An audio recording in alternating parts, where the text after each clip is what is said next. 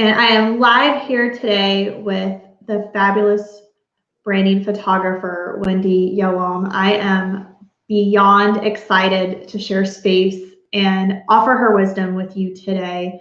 She has worked with some incredible clients, and her approach to photography, I know, is unlike anyone else in this space. So I'm going to turn over the introductions to Wendy, and just to kind of set the stage for people that don't know you, tell us a little bit more about some of the clients you've worked with, where your work has been featured, and a little bit about your approach.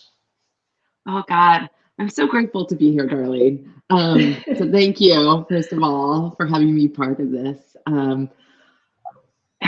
Yeah, I'm one of those lucky humans who saw a need for something just as it was burgeoning.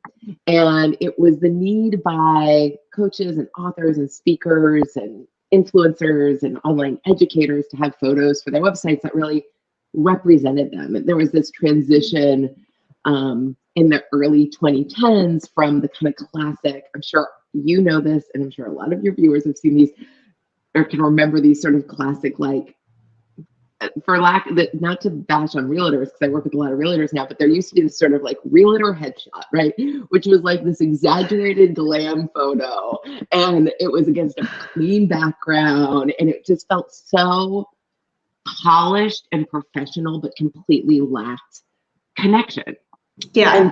Right. And so suddenly all of these people were creating businesses that were about the connection they had to their viewers, like you, like some of my clients, Gabby Bernstein and Gina DeVee and Amanda Francis and Kate Northup. And recently I got to work with Carrie Cole, just like extraordinary women, right? Whose work really was about their personal connection. So for them, having images that were like, that just showed them looking pretty didn't do anything in terms of relating, in terms of their clients being like, this woman knows what it is that I need and she's going to help me get there.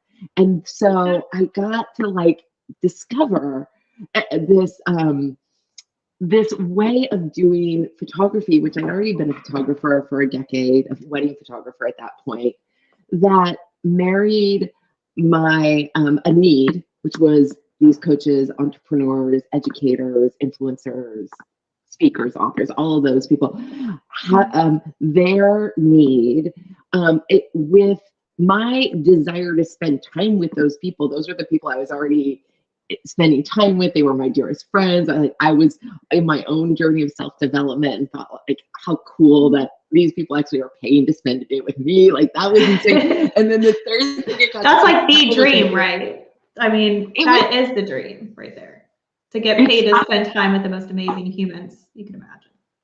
Totally. Like humans that I would choose to spend the day with, regardless, you know, that I would pay to spend the day with, right? And so, and then the other part was, I always through my photography journey, I've been a huge fan. My photo idol is Annie Leibovitz, and these kind of beautiful styled shoots she does with celebrities where that really evokes something about that person's personality. So with this work, I also got to include that. So that's the story. It started, like I started really doing this work in 2012. And then it's obviously grown significantly since then. But yeah, I think that's fun. And now just to kind of give a sense for viewers of just the kind of scope of this work now, you know, for the last, well, COVID, let's do COVID aside. COVID year was a little bit different, not that different, but leading up to it, you know, I shoot about 100 clients a year and I travel the world. So although my home's in San Francisco, I spend about 40 weeks of the year traveling, which is amazing. And I photograph clients on something like 14 different countries and through like 28 different states. And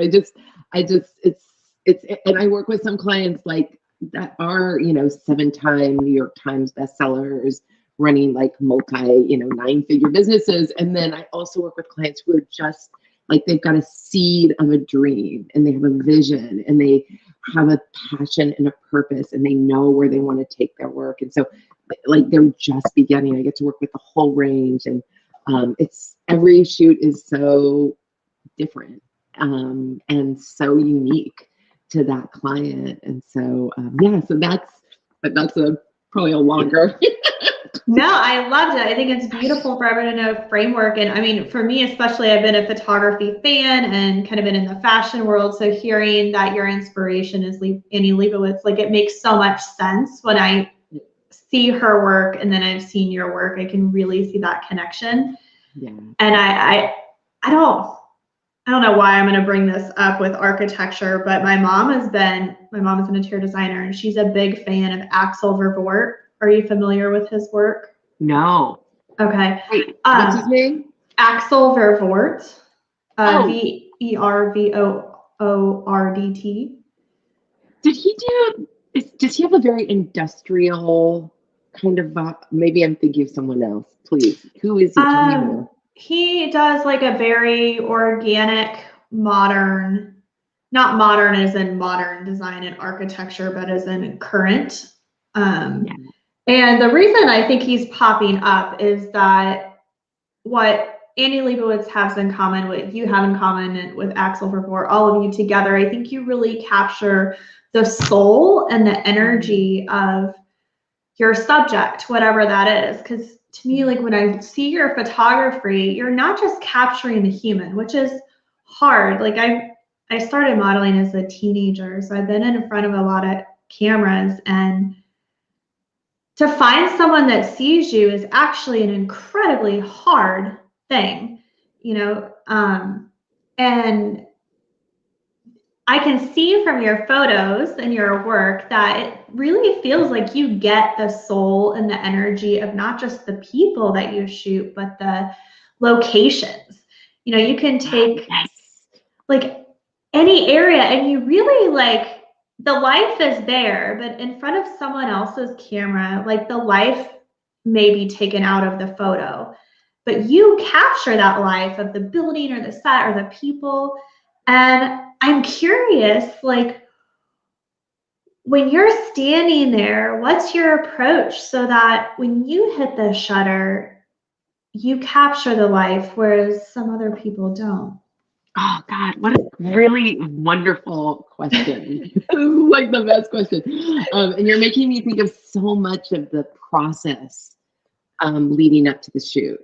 So let me see where to start this.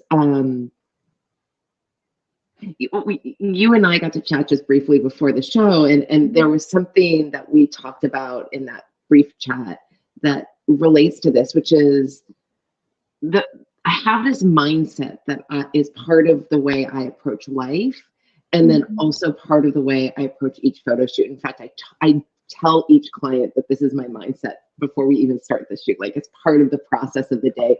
I call it auspicating, making the day auspicious through a ritual. And so I share with the client I share with them a couple of mindsets, but one of them is this idea that if we are in service to something bigger than us, there is a greater power that is leading us.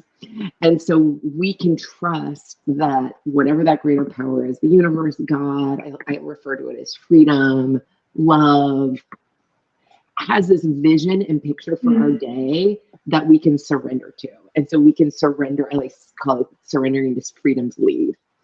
So, once the day, that's the energy that's coming through. So and of course there's tons of preparation. Like what I'm not saying is like, it'll provide for itself. Like, I scout every location. Like I confirm the lighting is going to look amazing. I look at the client's outfits. I actually recommend what I don't even recommend. I'm more like, okay, wear that one for that look. It's like, it's all part of it. Like the hair and makeup artist is part of the day. And like, there's just, everything is pre-considered. Or even preconceived, but nothing is etched in stone. So it's like we have all the parameters. And then when we get to that moment, me and the client are both surrendering to freedom's lead, and we're trusting. And so, part of what I love about doing this work is that, and I have a feeling you might have a similar, I think maybe you or your viewers might have a similar just personal, like part of my personal life's journey is about self-awareness and about mindfulness and presence. And so this work requires so much of that for me, which is so cool, because in order to get the thing that you're describing, I need to fully be there. Like, I can't be running a vision of like what's going to look good, how this woman should look, how this area should be, what, like how the light should be happening, where that car actually belongs. You know, like I can't run any of that story. And I think especially the story that a lot of photographers get stuck in, especially if they come from like editorial or some other field, is that there's like a particular way the client needs to look that's based on a lot of our just societal ideals of what is beautiful in terms of marketing and selling, which isn't true to most people, and not true in terms of marketing and selling when what you're selling is you. And so, you know, what we actually want to capture is not our preconceived idea of what that woman it looks like, it should look like, or man, men have this too, but really like who is right there in front of you, and like the beauty and aliveness and the presence that comes out of that human. And so, and honestly, girl, I gotta tell you, I cannot count the number of times I've like set everything up. Literally, it's like, I've told her what to wear. I've picked the location. I've rearranged all of the background.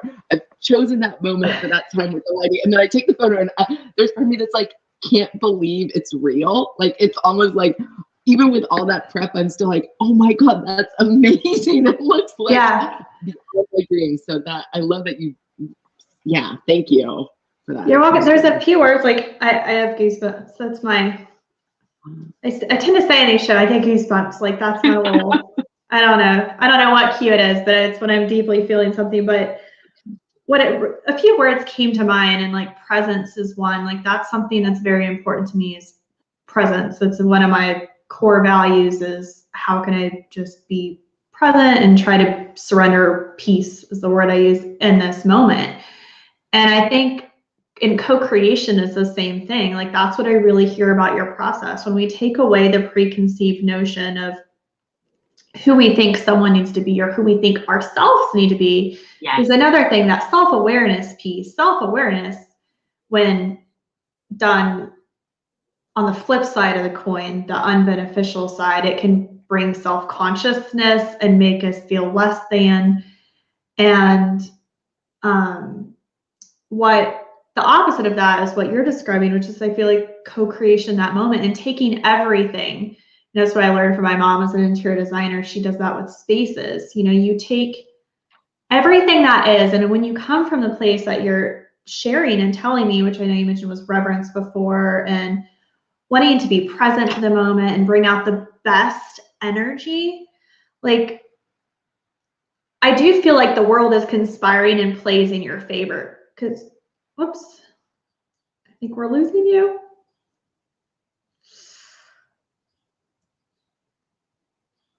Technical difficulties. Let me try to bring you out and then add you back.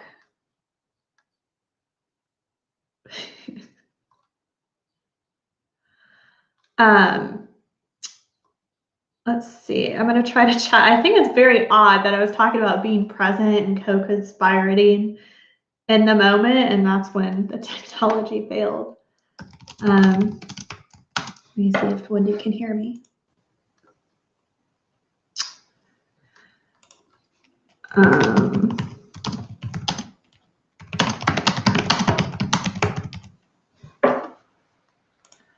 Just going to check in, see if she can hear me. See if she lost the video feed. Oh, here, she's back. She's back. Girl. I'm so sorry. I don't know. What timing, right? Perfect timing. But I completely missed your question. So I heard you. I'm sorry. That's okay. I forgot my question, but I'm just gonna laugh. Like, I think it's just like, the point was, like, you have the gift of taking presence and co-creation. We just take the best of what is and we roll with it. Like, even in that moment, like, I lost you. I was like, I don't know where you went. We just keep going. We completely. And the cool thing I think you said about co-creation is, like, And, I know you were starting to say, this is what I did here. You were talking about how self-awareness could flip into like self-consciousness. Yes. That piece I Yes. heard. And I think that's, yeah, please. I wanted you to share with, people, because I know that's a huge barrier to people even trying to work with photographer, put themselves out there, is learning how to make that shift. So I'd love for you to share with people a little bit how you help them to feel good and step out of that. Yeah. I love that you're asking this. And I'm so happy, because what I want to be sure all of our viewers and listeners understand is that somewhere between like 75 and 85% of the clients I work with, when we first talk, say something along the lines of, by the way, I am the least photogenic person you will ever photograph. Like, that is what I hear again and again. And then there's at least another 10% that don't say it during that first call, but then later say, by the way, here's why I'm not great in front of the camera. And they'll have some reason. It's like, I freeze up.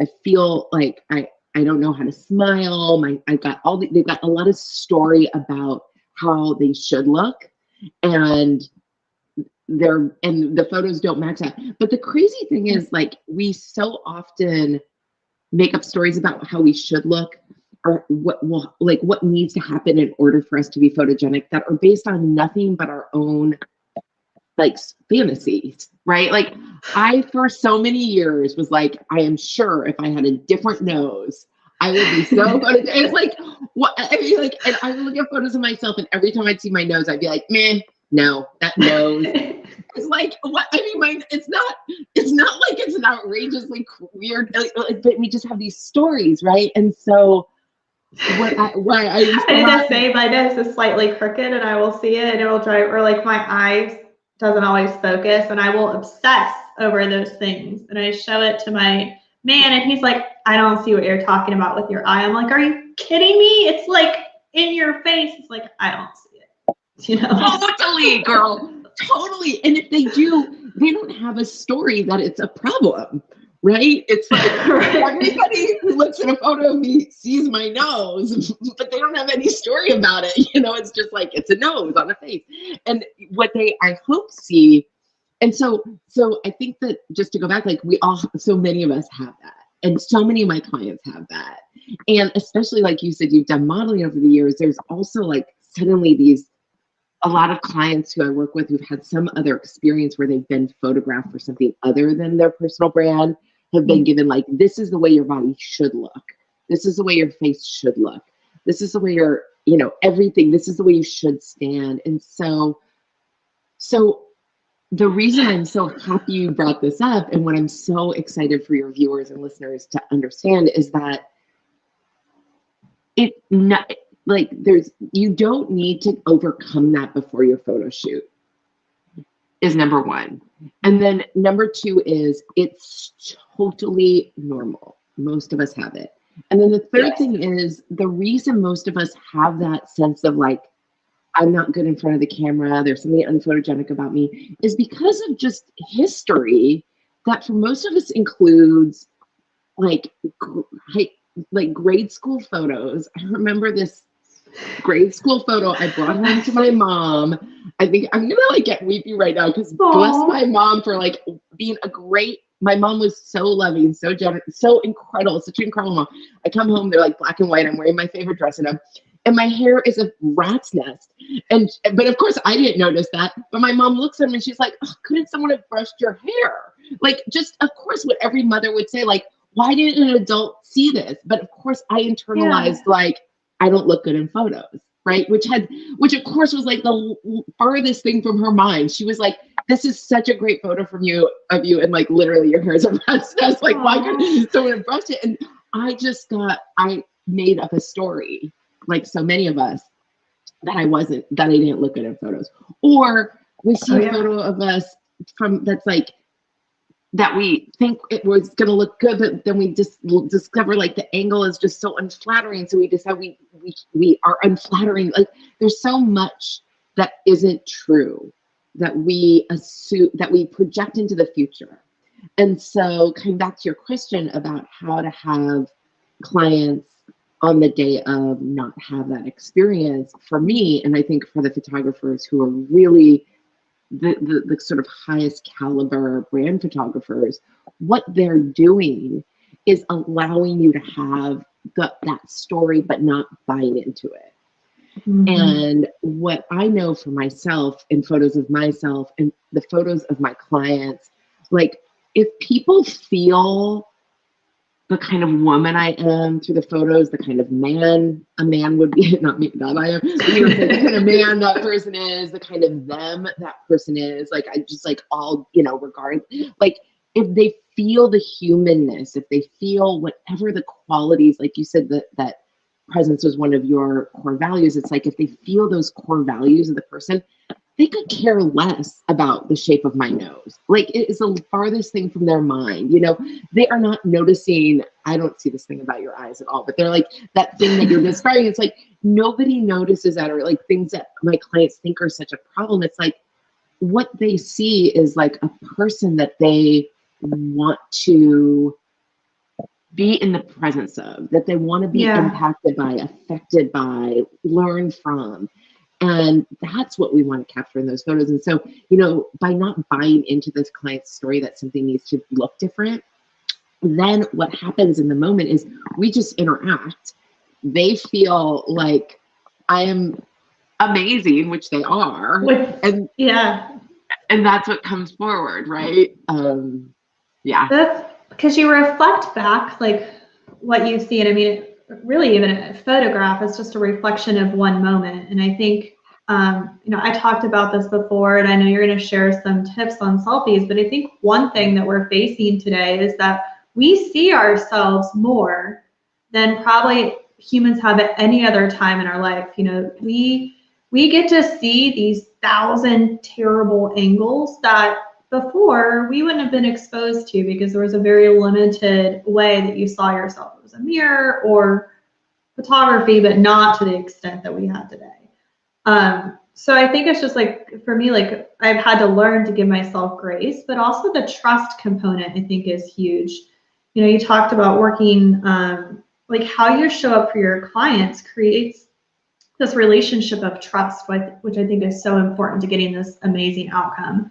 I'm thinking back to, like, I had a photographer I worked with as a model, and we created the most amazing images together. And it was about that trust that when I worked with him, I knew that I could be present for the moment. And we did the same, kind of a similar approach where we just scouted out locations and we played together. It was very much just co-creation and play. And I never felt self-conscious because I was focused on my being in those moments. I was allowed to be. Was also not allowed to smile. Like, he gave me a huge complex about smiling, but so I carried a belief that I should not smile in photos for a long time. Typical model, like just be sullen, like don't. But other than that, like that was kind of always my bar, and I feel like that's how you work with clients too. Is like when you're that presence aspect, when you're focused on what you want to be and the message you're trying to share, which for us was like all kinds of different things, because we just like totally played an editorial. I embodied all of these different women because it was about storytelling, not showing me personally. But all of those images always came out incredibly captivating and honest. And at the same time, what's coming up is also to help people not judge themselves for that moment when they're not in that perfection. And maybe we can speak on that as we get into like self-photography a little bit more, because I would remember at that time, like I had these stunning images of myself, and like my boyfriend's friend at the time or other people would be like, "You don't look like that." And I was like heartbroken, because I was like, that's me. And they're like, "That's not you." I'm like, "Yeah, it's me." But they would see like the no makeup tomboy me, maybe, that had like my hair in a ponytail and it was a mess. And since we're going into authenticity, I can say that word. Thank you. Authenticity, yeah.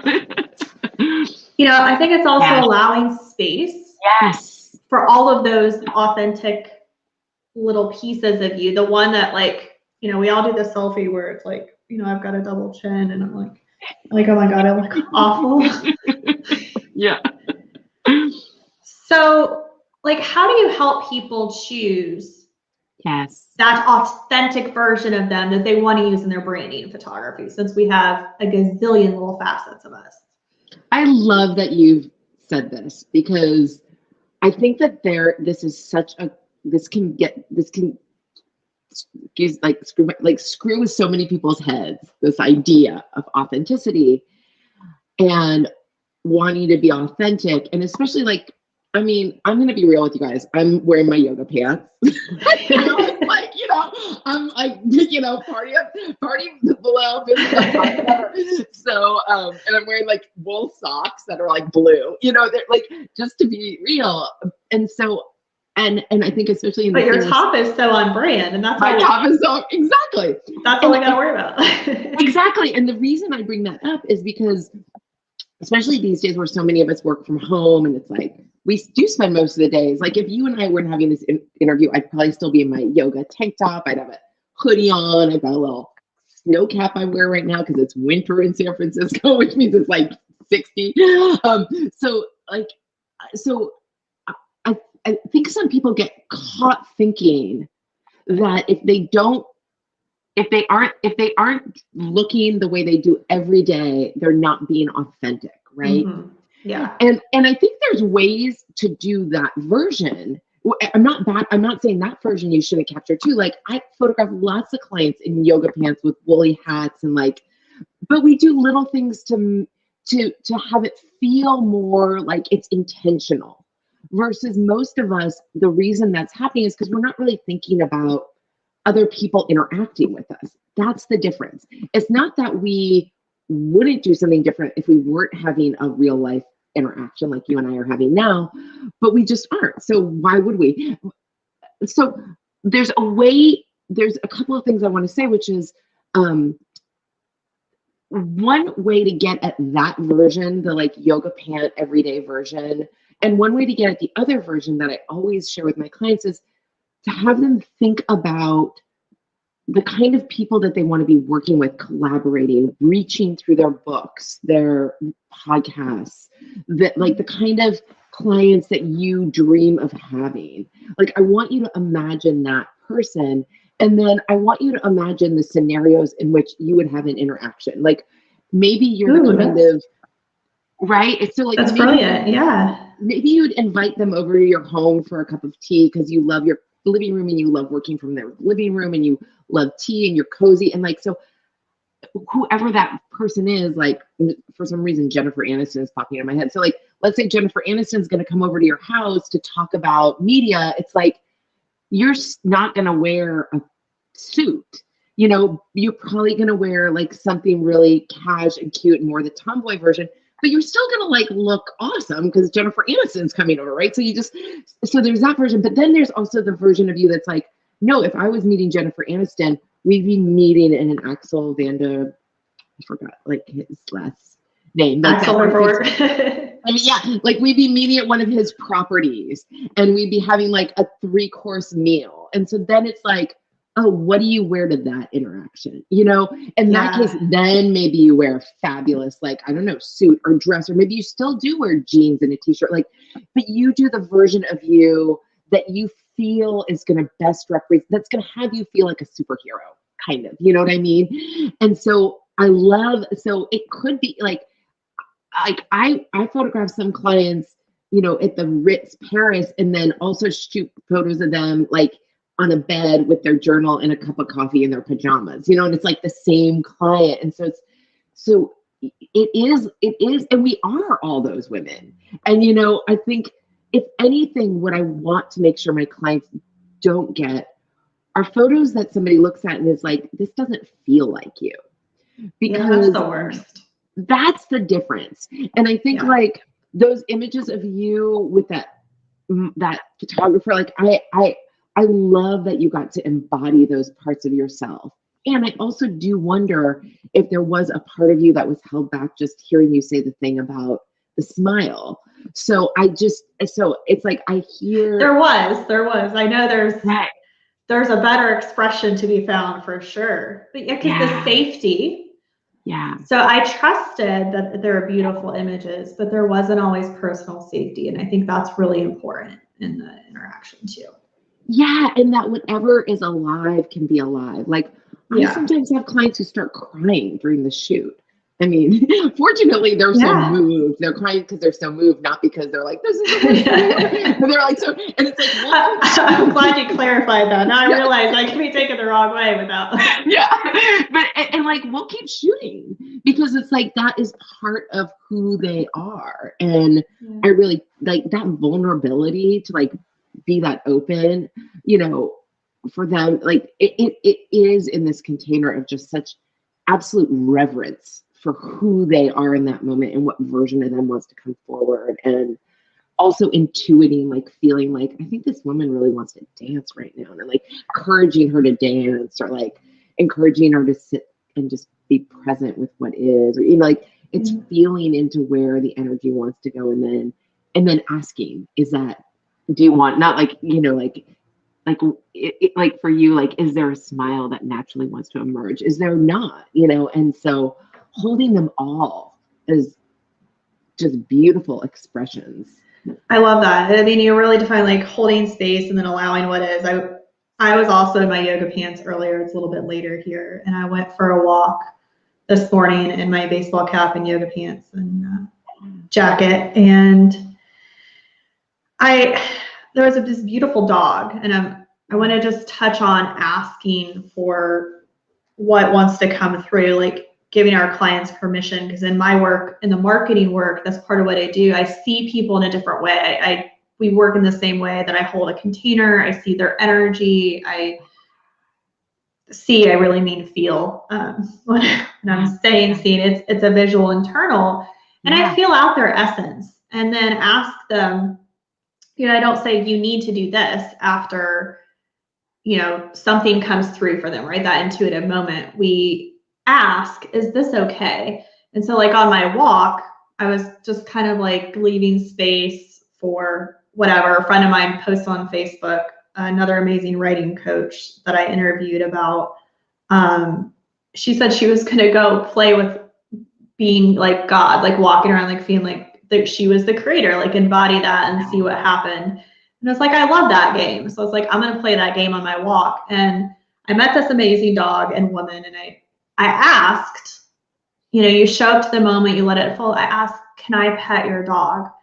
And then I felt that dog. The dog was resting. It was a massive dog, a new breed I'd never heard of, but he was stunning. She was stunning. Mm-hmm. And I could feel the dog's fear because it was laying down in that vulnerability. And being in that moment, the owner was like, no, it's fine. She's so friendly. And I wasn't worried about the dog not being friendly. I was feeling the dog's fear, like, oh my God, I'm so vulnerable in this moment. Can I trust you, human that I've never met before? Like, and I told the owner, I was like, you know, she's resting. I just don't know that I feel okay. And as soon as I said that, the owner went and petted her, and she soothed, you know, I think it was a natural reaction. But what you touched on is incredibly important, that we not only feel what our clients are needed, but then we ask if they want to take that next step and keep them in their power that way. Yes. You know? Totally. And I think the gift that both you and I get to give to our clients is we get to interpret their desires through our medium. And so, right. And so it's like, you know, as you're speaking, I'm also thinking so much about that vision that is created, like the choosing of the locations, the clothing, all those things are in collaboration. So it's like, when I work with a client, we start with that. And I'm sure you have a similar experience. Like we start with what is called a curation call, which is like curating the shoot. And during that shoot, it's really, some clients will just come, and some have a real clear visual experience of what they want. But most come and say, I want to look confident. I want to look beautiful. I want to feel like myself. And then we get to assess out, like, well, what is yourself? You know, is yourself a walk in the woods with like a hoodie and your dog, you know? Is yourself like, you know, renting out a villa in Florence and like, and is it both, you know? And so it's like, it's sussing that version out. Even it's like even not having preconceived ideas of words like sophisticated or elegant or beauty, like all of that is so personal. And so it's really, It really is. right? Yeah. And really. so it's so fun when I'm first working with a client, because I have the visual capacity to create what they can't.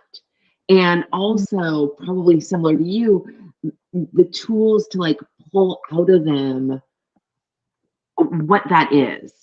And right, it feels like, and I love it because they think of us as like, they're blown away. Like we're like magicians.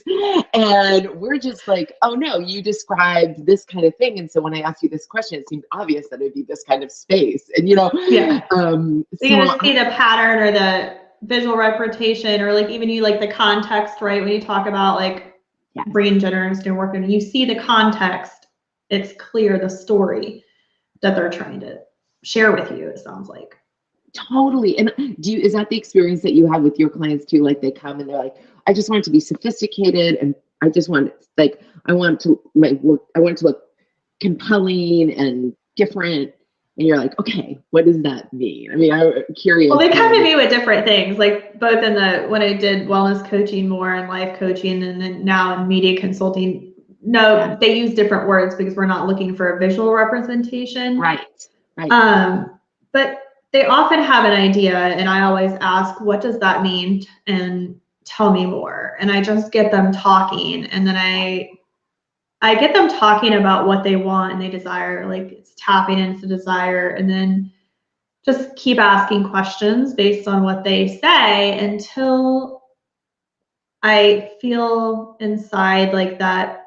To me, it shows up as a place of like truth or resonance, or I'm trying to find the energetic word for integrity. Maybe alignment. Like I just feel there's a very strong click kind of that I feel. Yeah. And then I'll check in with them and say, you know, how does that feel to you? And we go from there. And oftentimes that click moment is like their unique angle.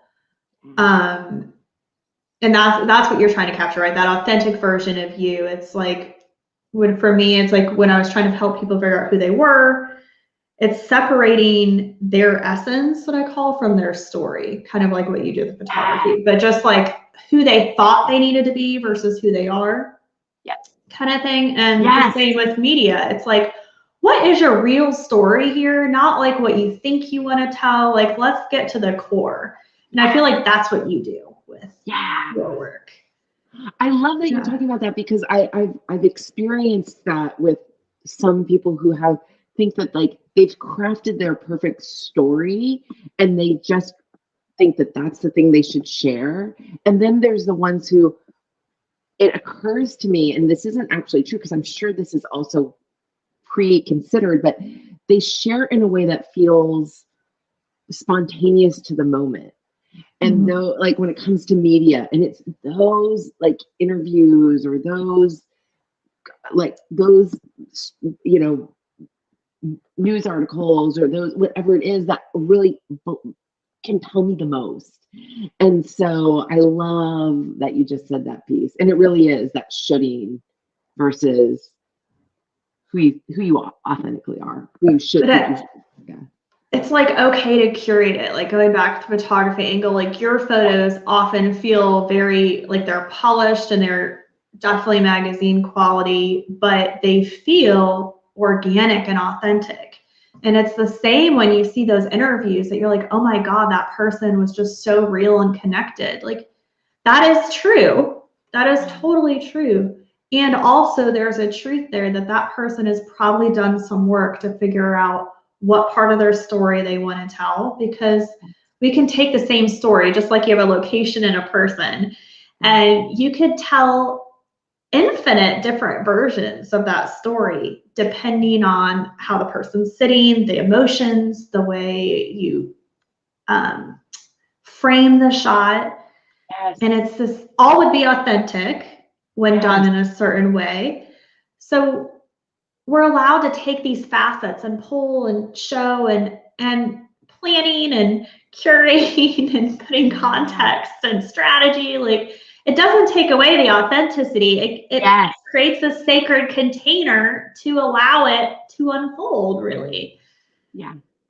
You know, I love what you're saying, because I have this, as you were speaking, it occurred to me, and I'm so curious to get if this resonates for you, but one of the things I'm aware of is the more that we think about how we're going to come across, the less connected we actually are.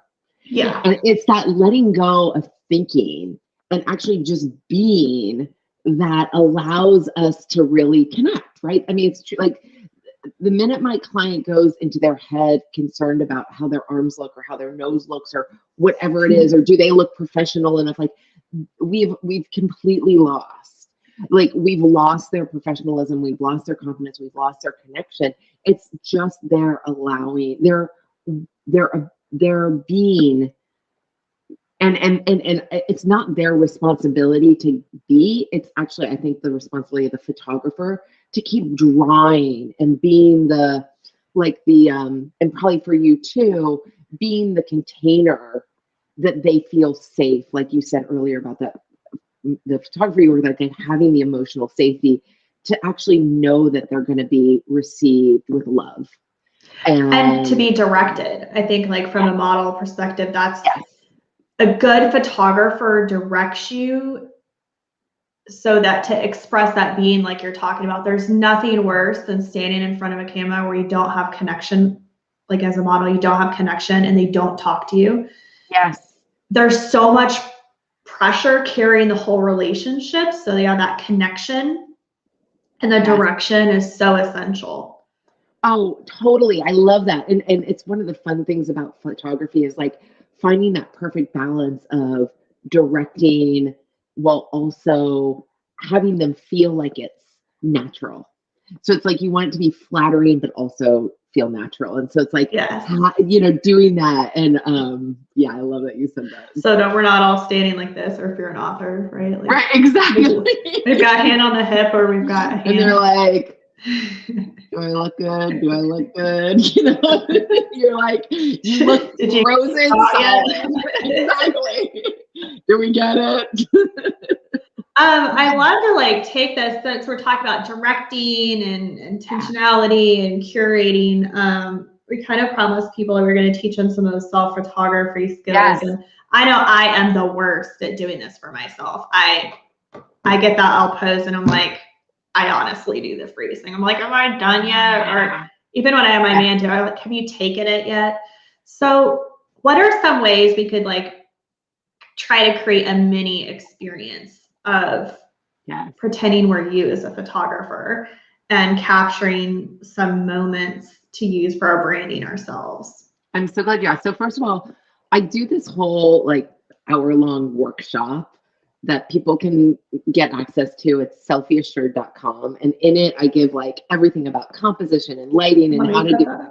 Yeah. So that was selfieassured.com. Yep. And it's how to become your own Instagram husband, basically. So it's like how to create exactly what you just described, an experience for yourself where you are. Yep, that's it. Let me confirm that that's it. Just while I'm pretty sure. Thank you. Sure it is, but I haven't been there in, like, a hot minute. Yes, that's exactly it. It'll take them right there. So this workshop is, like, so rich. And like I said, it's like all the tools that as a photographer I use when I'm out traveling the world and I'm by myself and all I have is my iPhone.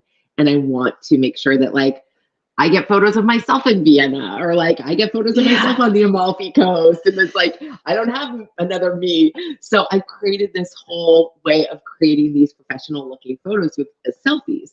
So that is super valuable. I want to right now say, I think it's so cool. Just 2 days ago, I was on a shoot in San Francisco. And at the end of our shoot, I saw this woman in this just fabulous dress. She was, like, sparkly top and like just a beautiful like taffeta skirt, chiffon skirt. Like, I mean, just looked so amazing. She was at this location in San Francisco that's kind of this iconic location with these big pillars and this lake. It was just so pretty. And she set up her tripod and her camera. And, you know, this is a place where a lot of people come and like picnic and have their photos taken. And there's like, it's just, there's people around. And I was struck and reminded and how much confidence it takes to do that for yourself. And I was so just proud, like impressed to see her and happy to see her, and just again reminded like, God, it takes so much confidence just to say like, I'm going to go and take photos of myself, because so many of us have this thing like some of us feel shame about it or embarrassment or like we shouldn't want that or whatever. I still feel that way. I'll be honest. Even when I have like my fiance, I'm like, okay, you need to take a picture of me here because this is amazing. Like that self-conscious when everyone is like looking at you. But like you said, even worse when you have your tripod, like hands down to that woman. Like it takes so much courage and vulnerability to support yourself to do that. And my belief is that anybody who sees a woman doing that is having one of two experiences.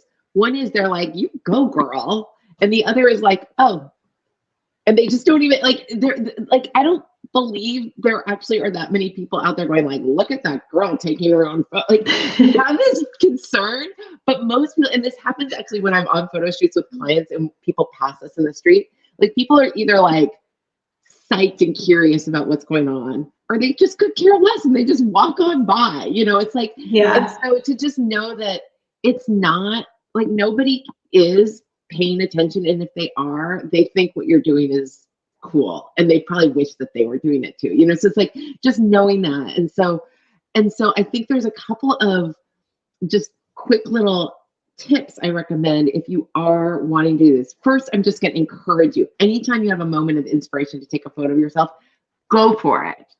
The two other things I think the places to put your attention are how fucking amazing is your life that you're in this moment with, in your case, your husband or on your own, and like how miraculous is it that you have the ability to like create a photo of you, you get to capture a moment, record a moment of your life. And you can have like thousands on this tiny device. I'm not limited to like 12 or 24 shots anymore. Right. And that the miracle, like I love this thing that Apple does where it's like, you know, they give you like your selections for the day and they show you just a random selection of photos from your life. And I'm like, I'm so grateful I took the time to stop and take a photo of myself in Vienna, to stop and take a photo of myself on the like I love for just my own history to go back and be reminded of like what a miracle my life is. And so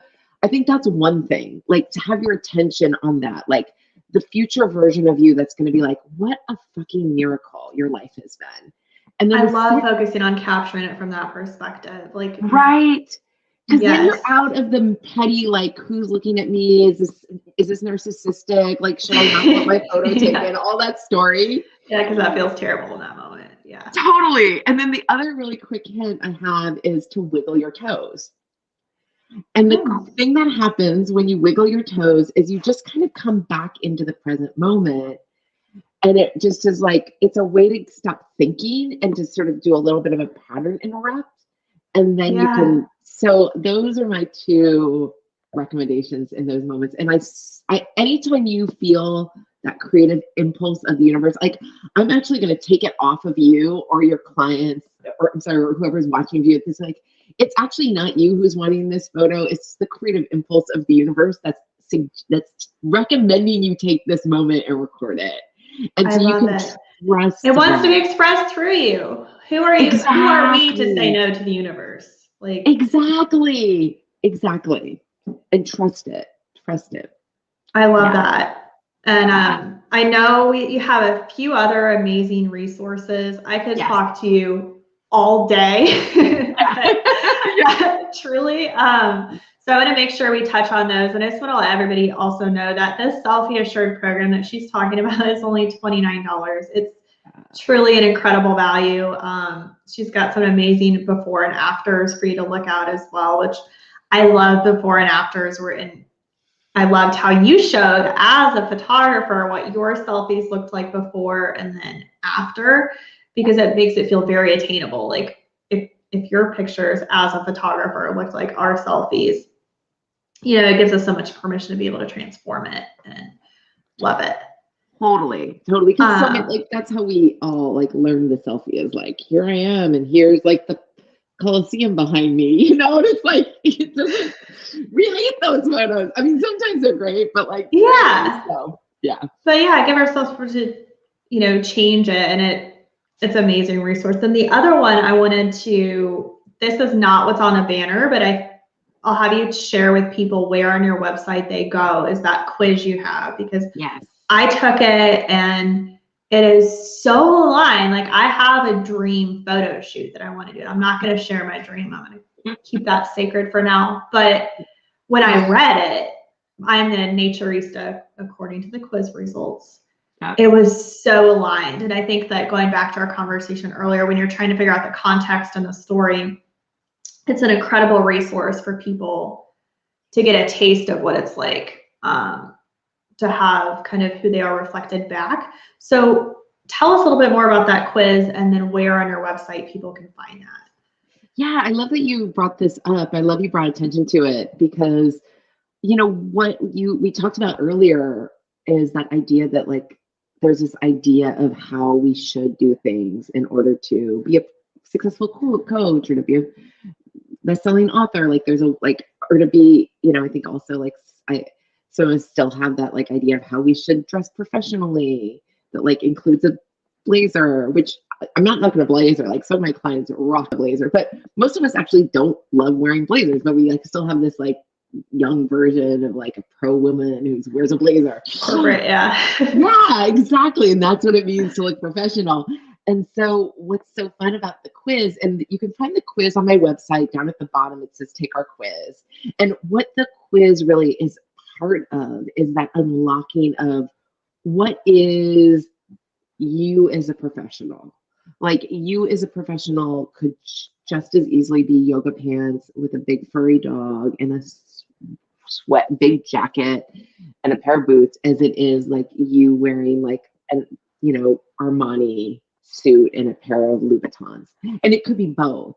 And what's so fun about that is that like the quiz has, I can't remember how many questions. I think it's like 10 questions or 6 questions, but it really gets it like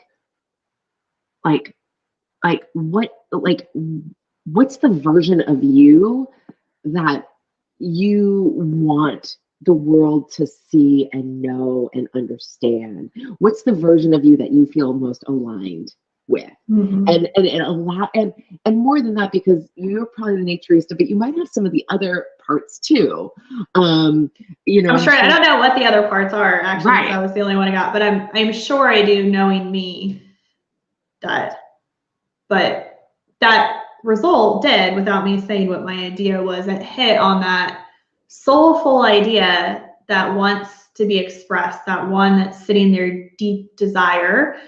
The quiz result touched on that. And I think that's the important thing to reflect here. Like, even though we have those facets, when you talked about that yearning for expression and letting that happen, I think it's really cool that your quiz results touched on that versus some of the other facets that I already bring into my brand. I love that too. And I'm so glad it was, I mean, that's the whole point of it, is that you take those series and it really reveals like the version of you that is the personal professional brand version, right? That it's not like it could be a blazer and an work off. Like there is one person that gets to that result, but that for most of us, it's probably something different, and that we get to own that.